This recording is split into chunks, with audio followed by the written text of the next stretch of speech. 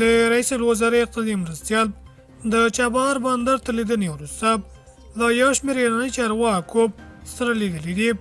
د نوموړي دفتر په ټویټر باندې لیکلي اقتصادي مرستیال په دې لیدنه کې د بلوچستان له والي حسین مدرس خیباني په افغانستان کې د ایران له سفیر حسن قاظمي خمیب، د ایران د آزادو سوداګریزو سیمو مسؤل حجبت الله عبدالمالکي، د چابهار بندر له مسؤل قاسم عسکري او یو شمېر نورو ایراني مسؤلینو سره کتلي دي.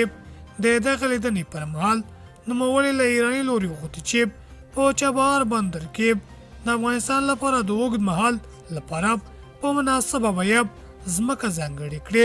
د دغه بندر له لارې د افغانستان د صادراتو او وارداتو په زیاتوالي کې لازمې اسانتیاوې رامنځته کړي او افغانستان ته له چابهار بندر څخه د استفادې لپاره سهولتونه برابر کړي. هغه ویلي په دې سره به د افغانستان د ترانزیت په کچه کې زیاتوالی راشي. بل خوا ایراني لوري بیا د ریاست الوزرا اقتصادي مرستیال ته ویلي افغانستان کولی شي سرلسبه له چابهار بندر څخه د صادراتو وارداتو ترانزیت عاملا استفاده فیل کړي.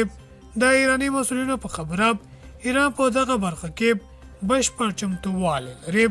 بل لوري ته د ټولګټو چارو وزارت له هیوادوالو غوښتي چې د ټرافیکي پیښو څخه د مخنیوي په موخه دې په لویو لارو د موټر چلولو پر مهال له موبایلونو استفاده نه کوي.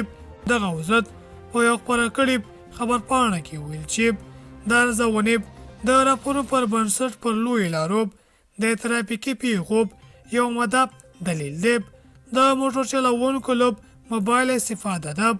یاد وزارت وایي چې اوس مهال په ډیره لویو لارو کې د بیا رغونې چارې روانې دي او ځای پر ځای د کار لوحې لګېدلې دي.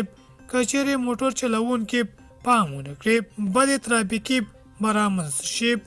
دغه وزارت ویلي چې هر څوک له دې پرېکړې سره غړونه کوي اړوند امنیتي ارګانونو ته به وسپارل شي.